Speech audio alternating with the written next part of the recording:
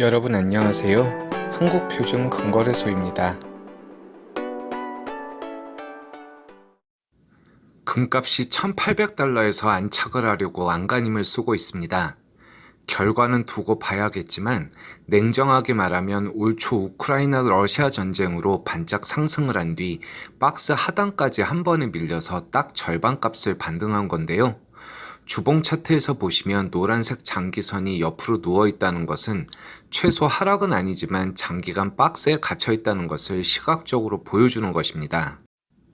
똑같은 주봉으로 보시면 2020년에 이 평선이 우상향하면서 확실히 비교가 되실 텐데요. 코인이나 나스닥 같은 급등 라인에 익숙한 투자자들에게는 한숨이 절로 나오는 상황입니다. 그래도 한때 8천만 원에 육박했던 비트코인이 현재 3천만 원에 거래되는 걸 보면 그래도 리스크 헤지와 가치 저장에 있어서 급만한 수단이 없어 보이긴 한데요. 10일 새벽 모두의 가슴을 졸이게 만들었던 미국 소비자 물가지수 발표가 있었습니다. 미국의 인플레이션이 금리 인상을 촉발하고 모두를 공포에 떨게 만들었는데요. 주식뿐 아니라 부동산 시장까지 얼어붙게 함으로써 본격적인 경기 침체에 대한 우려를 낳고 있는 상황입니다. 보통 2분기 마이너스 성장을 경기 침체의 신호로 보는데요. 다행히 이번 발표에서 7월 미국 CPI의 상승폭이 둔화된 것으로 나타나 모두 다 한숨을 돌린 모습입니다. 자주 말씀드리지만 자산이라는 것이 돈과 비교해서 가치가 오르냐 떨어지냐로 판단이 되는 건데 그 기준이 되는 달러가 급등을 하게 되면서 모든 자산 가치가 떨어졌던 것입니다. 물론 물가가 작년 동기 대비 떨어진 게 아니라 가속도, 즉 미분값이 떨어지게 된 건데요.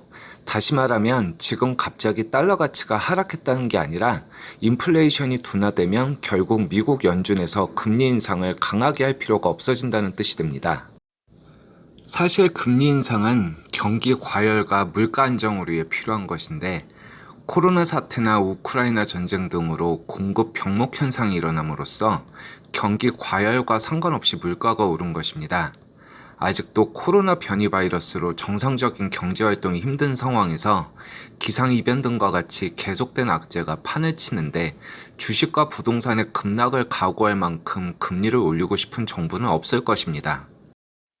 실제로 터키나 스리랑카처럼 금리를 올리지 못한 나라들은 자국 돈들의 가치가 하락하여 더욱더 경제가 파탄이 나고 있는데요.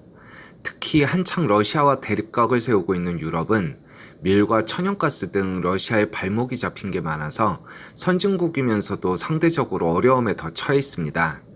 그동안의 유로화의 하락을 보면 원화보다도 더욱더 심각한 수준인 걸 알 수 있는데요. 그래도 금값에 긍정적인 뉴스도 조금씩 나오고 있는데요.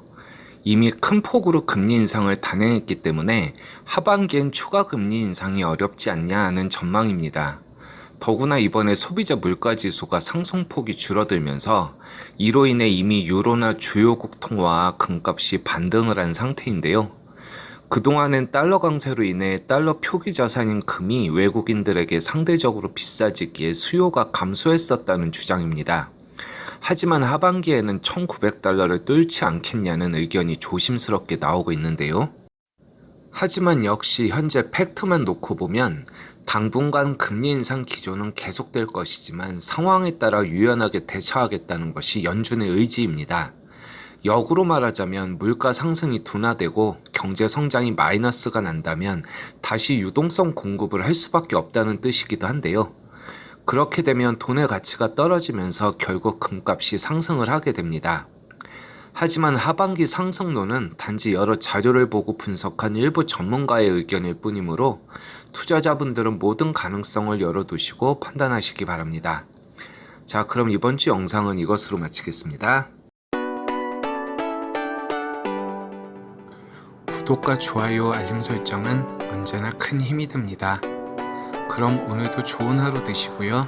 지금까지 한국표준금거래소였습니다.